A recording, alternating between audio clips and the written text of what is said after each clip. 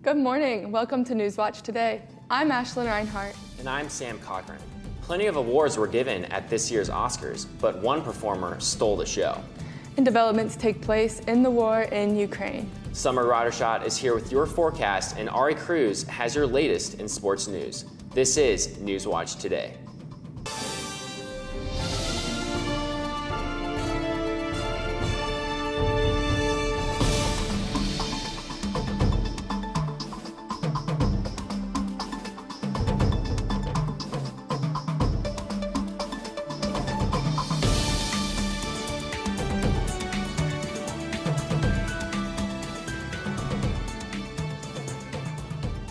Thank you for joining us this morning. Right now, we have our first look at the weather. Summer, how's it looking out there? It is pretty cold out there. It is currently only 36 degrees and it is cloudy. Winds are about 9 miles per hour, and it's not going to get much warmer as we go throughout the day. The high is only going to be 43 degrees today, and the clouds are going to be sticking around, which is really low for this time of the year, but I'll talk about it more in my full forecast later. Back to you guys. Thanks, Summer. And the temperatures can only go up from here, right, Sam? That's right, Ashlyn. April is right around the corner. Chris Rock and Will Smith had an altercation during the 2022 Oscar telecast. Rock appeared on stage to present the Oscar for a documentary feature and made a joke about Jada Smith, Will Smith's wife, being in G.I. Jane because of her shaved head. Smith then took the stage to slap Rock. Although it appeared to be a joke at first, Smith returned to his seat and yelled at Rock, involving explicit language. Jada Smith announced last year she shaved her head after struggling with alopecia. It has been revealed that Rock did not know about her sickness and didn't write the joke either. Afterwards, Will Smith gave an apologetic speech upon receiving Best Actor. And as the Russia-Ukraine war continues into its second month, Ukraine is beginning to reclaim ground. Ukrainian forces have regained control of several small fronts in the northern region as Russian forces are directing attacks in the east and south regions of Ukraine. Russian and Ukrainian delegations are to meet in Turkey for in-person negotiations. President Biden defended his comments that Vladimir Putin cannot remain in power. He explained that those comments were made out of moral outrage rather than expressing a desire to remove the Russian leader from office. And as things begin to wrap up on Evangel's campus, seniors are looking forward to the celebration of graduation. Usually, this time of year, seniors would expect to have their celebrations right on schedule, but there has been a change in timing this year around. Our correspondent was able to get a hold of Evangel University's record specialist for more information. Hey everyone, just a reminder that commencement is going to be held this year on Thursday evening at 6:30 in the JQH Arena. We would like you to show up at 5:30, 1 hour early, with your cap and gown and your tassel. And if you have any questions about any of this process, please contact the registrar's office. We're happy to help. Thanks, and we look forward to seeing you then. You're almost there. Graduation is May 5th this year, and for all the seniors at Evangel, finish strong. On Monday, a crash involving 3 vehicles damaged a downtown Springfield business. Officers responded to the intersection at Campbell Avenue and Walnut Street around 10:30 a.m. Investigators say 2 of the drivers were traveling northbound on Campbell Avenue. They say a third driver was traveling westbound on Walnut Street, ran a red light, hitting the 2 northbound vehicles. One of the vehicles hit the front of Hearts of Fire Tattoo Parlor. The owner says the building, however, is structurally sound. The crash also damaged a traffic signal pole. Police say the drivers suffered only minor injuries. On Tuesday evening, Evangel University's Activities Board put on an event called Mr. EU Man of the Hour. The night featured 7 Evangel students who performed a variety of talent acts such as stand-up comedy, vocal performance, and a puppet duet. Contestants who made it to the second round were interviewed by the event's MCs. Braden Nelson, Nick Barron, and Benjamin Font were chosen by the judges as the final 3. Mr. EU is just a great show that just allows guys all over campus to come together, just kind of show off what they can do, just have a good time, make the audience laugh, and maybe win the Man of the Hour. The students in attendance voted sophomore Nick Barron as this year's Mr. EU. And up next, an Oklahoma inmate escapes prison. And I interview a sports rep of Evangel's intramural sports. Stay tuned.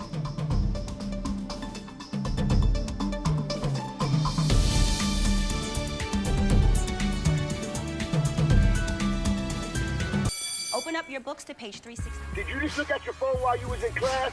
You played yourself. Talking about inspirational quotes. You gotta believe in yourself. Don't ever play yourself. The key is to make it, so make it. Louise, can you give me an example of an inspirational quote? Don't play yourself. The key is to make it. And who said that? I did. Now that's a major key alert. Learn the real major keys to getting to college at getschool.com. Adventure can be found anywhere, but the best place to start is in the forest. I spy something beginning with S. Snow? No. Snow-covered trees? Nothing to do with snow. Head outside to discover incredible animals and beautiful plants that come together to create an unforgettable adventure. Wow. So grab your loved ones. Don't even. And explore a world of possibilities. Come on, this way. Visit discovertheforest.org to find the closest forest or park to you. 45 years after what was considered the largest mass kidnapping in the U.S. history, one of the men arrested for the kidnapping has been approved for parole. Frederick Newhall Woods, now 70 years old, was one of 3 men that kidnapped a bus full of 26 children and the bus driver in Chowchilla, California in 1976. The men drove the 27 captives over 100 miles away, where they were forced, the children and the bus driver, into a moving van buried underground. For 16 hours, the captives remained underground before escaping while their kidnappers were asleep. Richard Schoenfeld and James Schoenfeld, the other co-conspirators, pleaded guilty for the kidnapping with Wood and were given a 27 life sentences. However, this decision has been overturned, and Richard was paroled in 2012, while his brother James was released in 2015. Woods will know his fate within 120 days. And a 56-year-old inmate escaped from the Oklahoma State Reformatory on Monday. Frank Logan is 5 foot 10 inches tall and weighs 200 pounds. He has a swastika tattoos on his right upper arm as well as his upper back, and he has a tattooed torso. The Oklahoma Department of Correction investigators and state and local law enforcement are conducting an ongoing search for Logan. Call 911 if you see him. And Evangel University replaces their sidewalk and parking lights with new LED lights. Here's Ariana Cruz with the full story. This project is beginning later this spring and should take about 3 weeks to complete. Here is Brian Hoff to tell you more about how this project will help conserve energy on Evangel campus and save money. One of the things that we're really excited about for this project is the energy savings that we'll have related to it. So it's a project that we've been working on for a number of years, and by doing this project, it's going to save us about $30,000 a year in energy costs. So the total project will be paid for in less than 3 years. We'll also be receiving rebates from city utilities because of switching from the lighting that we currently have to LED lighting. It's also going to save us money on maintenance costs too. So we're excited about the project, and we're looking forward to having it completed later this year. In total, 212 light fixtures on Evangel's campus will be switched out for durable LED light equipment. The new LED lights will serve to improve Evangel University's campus. This is Ariana Cruz reporting for Newswatch Today. And now we have a special guest to talk to us about Evangel's intramural volleyball. Isn't that right, Sam? That's right, Ashlyn. Here I have Emily Kosh on behalf of Lewis Hall's Intramural Sports. Emily, thank you so much for joining us today. Thank you for having me. Absolutely. So with your position, what are the responsibilities that come with that?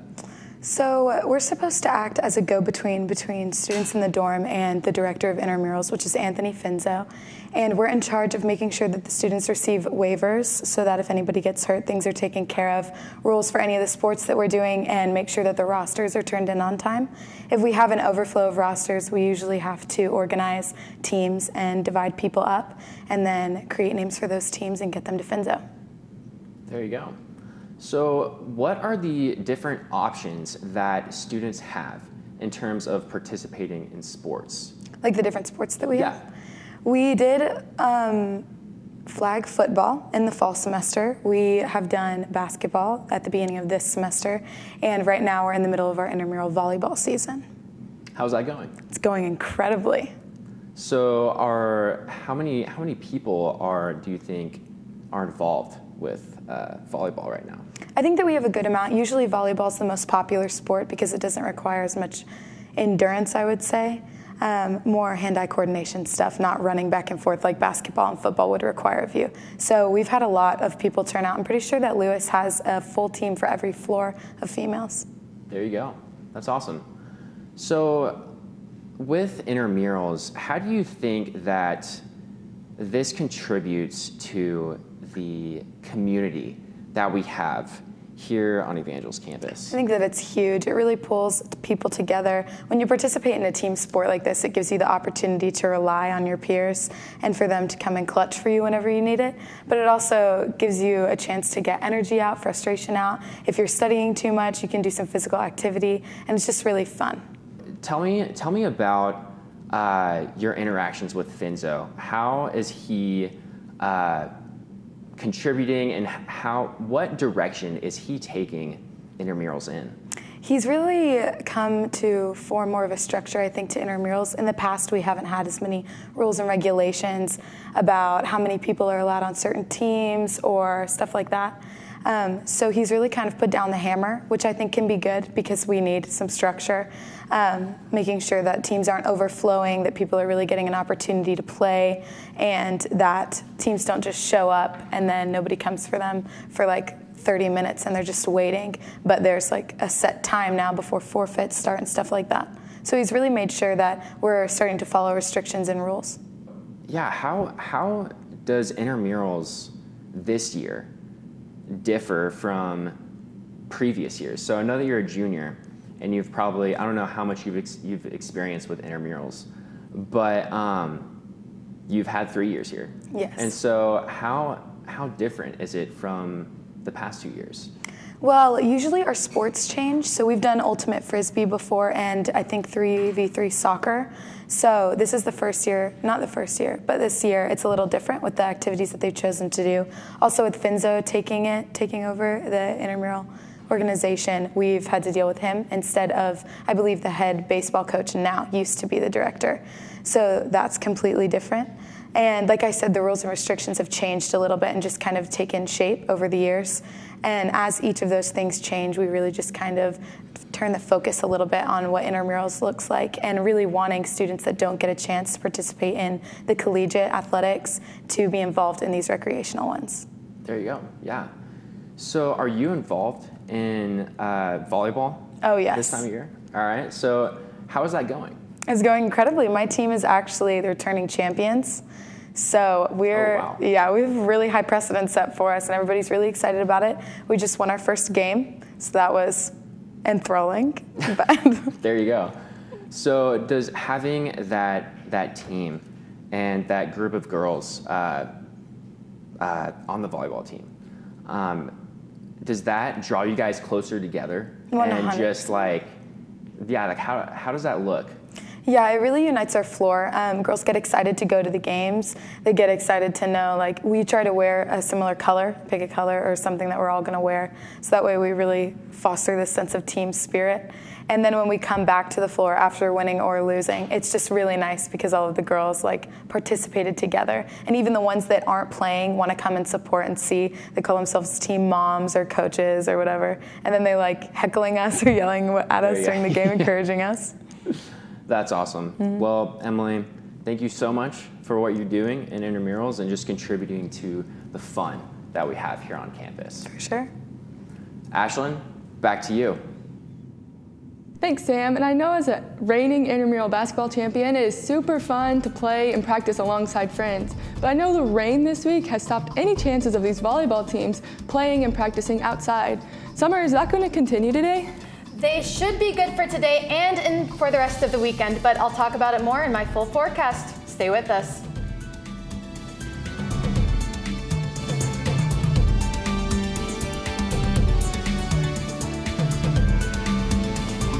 Severe weather can strike anytime, anywhere, but there's a simple way to stay safe. Hey, Jim Cantore here. I stay safe in dangerous weather by planning ahead. You can stay safe too with a few easy steps. Build an inexpensive kit with supplies for your family's needs.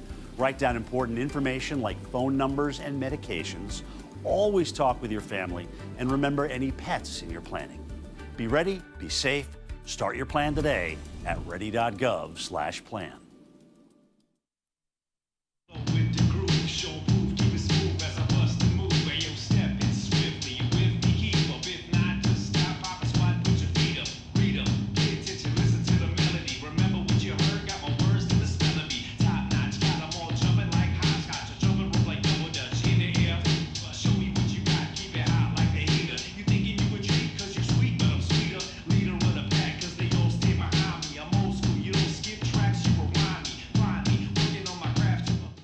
Evangel's Disability Inclusion Club, Include EU, welcomed back an alum for their event on Tuesday evening. The event, Conversations with John Christopher, featured a presentation by John Christopher Collins about inclusion and how the church should take steps toward building relationships with individuals with disabilities.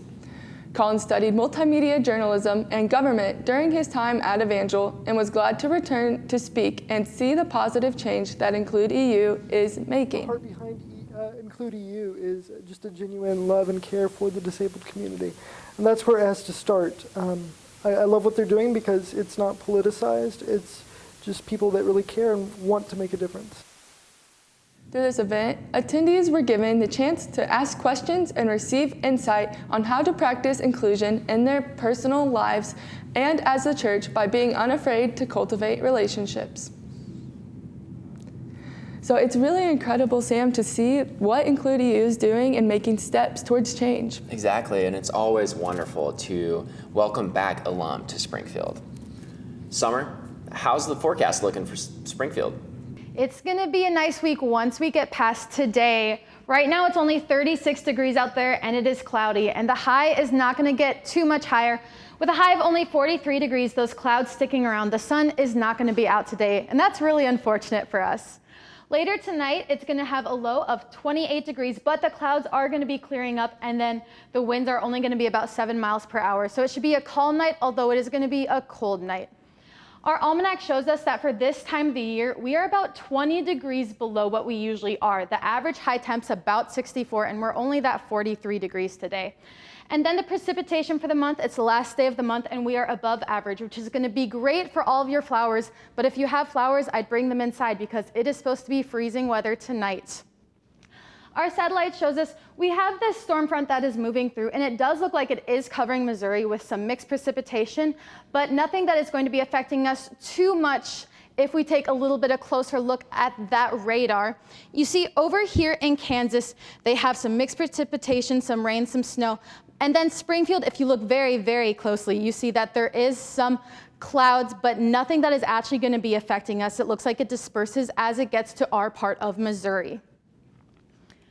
The highs across the state for today are very diverse. We got highs in the 20 in lower Missouri. We have a high of 34 in Kansas City, our high of 43 in Springfield, and our high of 57 in St. Louis. So we have highs in the 20s all the way to the 50s all across the state for the day. The national forecast, we just had this weak low front, which moved through this rain and mixed precipitation that is over Missouri. Our East Coast has severe thunderstorm watches and much more mixed precipitation and rain, but it looks like for the next few days that Missouri should be in the clear rain-wise. Our 6-day forecast, there's going to be about a 20-degree jump in the weather. Friday, our high is going to be 63 degrees, and it's going to be 63 also on Saturday. Our highest high for the weekend is going to be Sunday with a high of 70. And then looking into Monday, Tuesday, and Wednesday, we're still going to have highs in the 60s, but that is also going to be bringing along some rain and some showers. So once we can get through today, it's going to be a warm week, but the rain is coming back around the corner. Back to you guys. Well, Ashlyn, it's good to see that the weather is warming up this weekend. Yeah, and I'll take the rain if it means we have a full week looking like spring weather. And up next, Ari Cruz gives us the latest in sports. We'll be right back.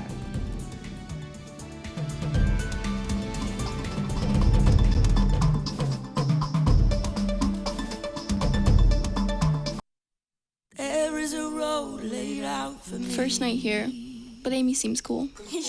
Leading down to the river. I am blind, but I need not see. What do you think? I know this road is there for me. If if I'm really free. Take me down to the river and walk. Good morning. Hope you all had a good weekend and are ready to be inspired. One quick thing I want to remind you guys to be studying. Major key alert. Did you just look at your phone while you was in class? You played yourself. Class, today we're talking about inspirational quotes. You want to get that paper? You better turn in that paper and get an A+. That's a major key. Another one. Mogul talk. You want to reach the mountaintop? You got to go hard. To succeed, you have to believe. Stay focused. Fly higher than the eagle. Don't ever play yourself. The key is to make it, so make it. Louise, can you give me an example of an inspirational quote from recent history? Don't play yourself. The key is to make it. And who said that? I did. Now that's a major key alert. Learn the real major keys to getting to college at getschool.com. Evangel University's theater production Into the Woods is well underway. Ashley Shipley has the full story. The last couple of weeks, Evangel University's theater department has been working hard on their upcoming production. Director Vicki Wisdom shares her thoughts on the production and what makes it different from productions that they have done in the past. So this show, probably more than any, has a lot of magical features. We have a lot of special effects. The music is extremely demanding. The characters, we think about fairy tale characters and we think of them from a very sweet standpoint, but the actors have had to really find the darker side of their character. And so that's been a lot of fun. And it's a hard musical. It's tough. Yeah.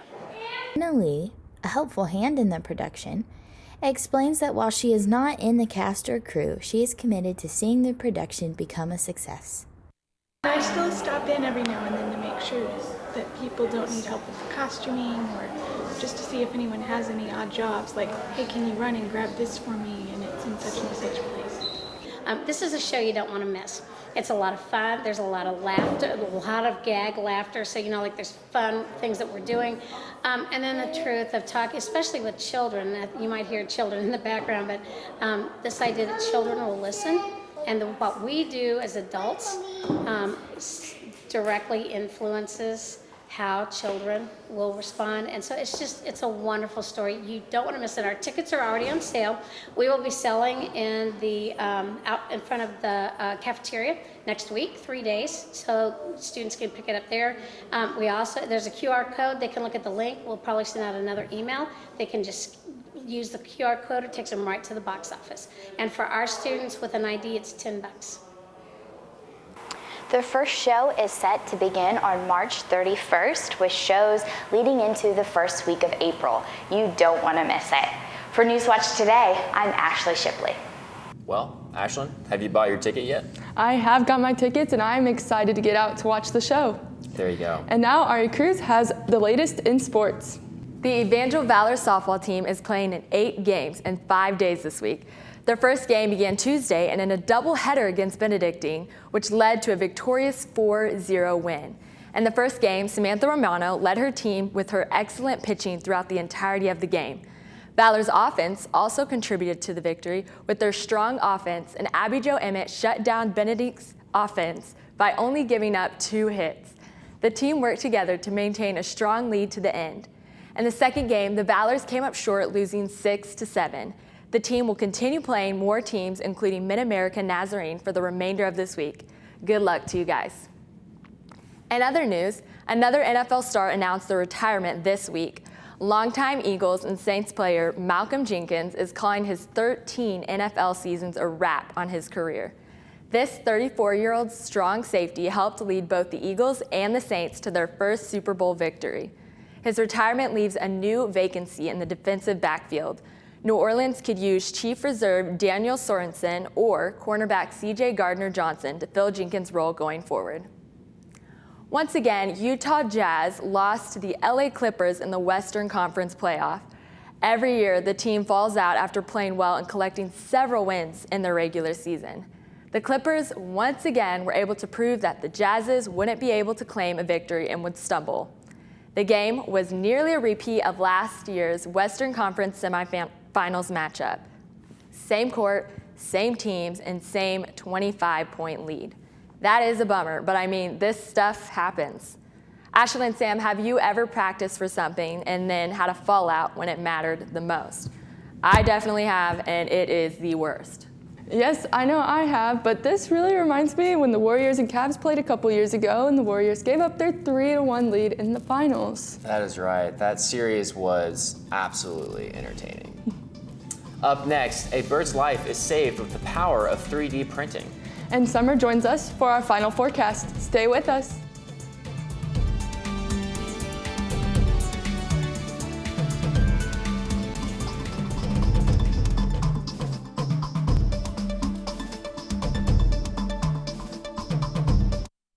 When times get dark, we can't see the help that's all around us. Let 211 be your guiding light for mental health and other resources. Call 211 or visit 211.org. Behold, the angry giant. Behold, the angry giant. Behold, the angry giant. Behold, the angry giant. It only takes a moment to make a moment. Take time to be a dad today. On Monday, a 3D printer company and a group of researchers built a prosthetic to replace a diseased portion of a rare bird's bill, demonstrating the use of the technology for treating individuals with difficult medical ailments. The company named Formlabs and the University of South Florida medical team built the replacement for a great Indian hornbill whose beak had grown cancerous. The bird is a resident of a zoo in Tampa, Florida, and had a cancer that's usually fatal for the species. The bird recovered quickly and is adapting well to its new beak. Well, Ashlyn, what a unique story. Definitely, it's really incredible to see what they're doing down in South Florida, where the temperatures are likely in the 80s. Summer, how's it looking here in Missouri? We're about halfway to the 80s. Today we only have that high of 43, but we're gonna have a 20-degree jump tomorrow. Friday and Saturday both have highs in the 60s, then Sunday's gonna be our highest high for the week at 70, but as we jump into Monday, Tuesday, that is gonna be bringing the rain back. So it's gonna be raining Monday, Tuesday, and Wednesday, but hopefully that should be waning off Wednesday night. But that's all for the weather this week. Back to you guys. Ashlyn, what are you up to this weekend? I'm going to coach some soccer, and I'm excited for the weather to finally be nice and we'll be able to enjoy the entire day Saturday. Well, there you go. That's all for us today. I'm Sam Cochran. And I'm Ashlyn Reinhart, and this is Newswatch Today.